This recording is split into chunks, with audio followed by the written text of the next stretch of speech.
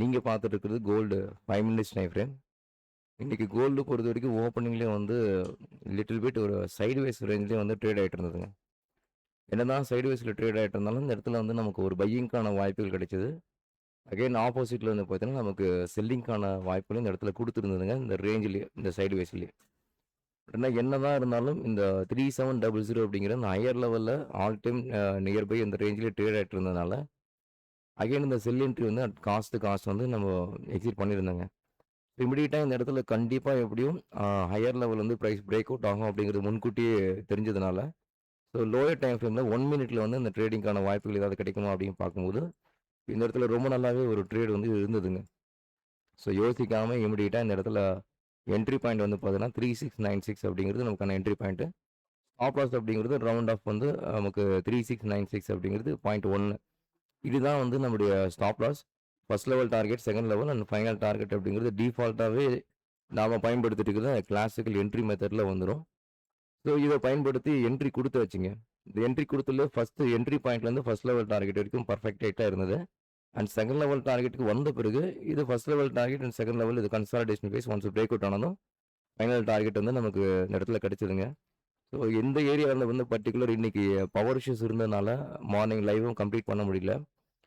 இந்த ட்ரேட்ல வந்து என்ட்ரி பாயிண்ட்லேருந்து ஃபைனலாக நமக்கு இருக்கிற அந்த TP3 வரைக்குமே நம்ம வந்து ஹோல்ட் பண்ணி ப்ராப்பராக வந்து ப்ராஃபிட்ஸ் வந்து புக் பண்ணி எக்ஸிட் பண்ணிட்டோம். அதன் பிறகு மேலேயும் வந்து பிரேக் அவுட் ஆகி ரொம்ப நல்ல ரேலி வந்து நடந்திருந்தது. பட் பவர் இஷ்யூஸ் இருந்ததுனால நமக்கான என்ட்ரி பாயிண்ட்ல நமக்கு தேவையான டார்கெட் சொன்னாலே நம்ம புக் பண்ணி எக்ஸிட் பண்ணிக்கலாங்க. அதுக்கு மேலே எவ்வளோ போனாலும் அதை குறித்து நம்ம கவலைப்படணும் அப்படிங்கிற அவசியம் கிடையாது. பர்ஃபெக்டாக இந்த இடத்துல என்ட்ரி ஆகுறோம். இதுதான் உங்களுடைய எக்ஸிட் பாயிண்ட்டு. இதுதான் உங்களுடைய ஸ்டாப் லாஸ் பாயிண்ட் அப்படிங்கிறது தெரிஞ்சு நீங்கள் ட்ரேட் பண்ணும்பொழுது, தைரியமாவே அந்த ட்ரேட்ஸ்ல வந்து நீங்க ஹோல்ட் பண்ணலாங்க. ஸோ இந்த ட்ரேட்ல வந்து நாம எடுத்த என்ட்ரி அண்ட் எக்ஸிட், ஸோ எந்த அளவுக்கு பொசிஷன்ஸ் வந்து நம்ம எடுத்திருந்தோம், அதில எந்த மாரி ப்ராஃபிட்ஸ் புக் பண்ணியிருந்தோம் பார்த்தீங்க அப்படின்னா, இந்த ஸ்க்ரீன்ல வந்து உங்களுக்கு ஷோ ஆகும்.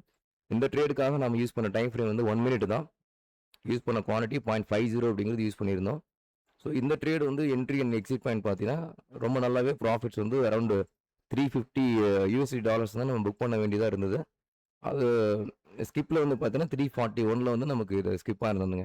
ஸோ நீங்களும் ஒரு டிசிப்ளினா ப்ராப்பரான ஒரு கான்செப்ட் வந்து நீங்க தெரிஞ்சுக்கிட்டு, அதன் அடிப்படையில வந்து உங்களாலயும் எந்த ஒரு பேனிக் எமோஷன்ஸ், இண்டிகேட்டர்ஸ் எதுவுமே பயன்படுத்தாம, உங்களாலயும் வந்து ப்ராஃபிட்டபிளா வந்து ட்ரேட் பண்ண முடியுங்க.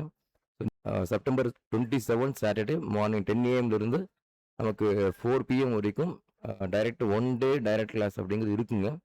உங்களுக்கு தேவைப்பட்ட அந்த கிளாஸஸ்ல நீங்களும் ஜாயின் பண்ணி, low risk high reward ratio அப்படிங்கிறத நீங்க பயன்படுத்தி ரொம்ப நல்லா ப்ராஃபிட் பண்ணலாம். Okay friends. Thank you. Thank you so much.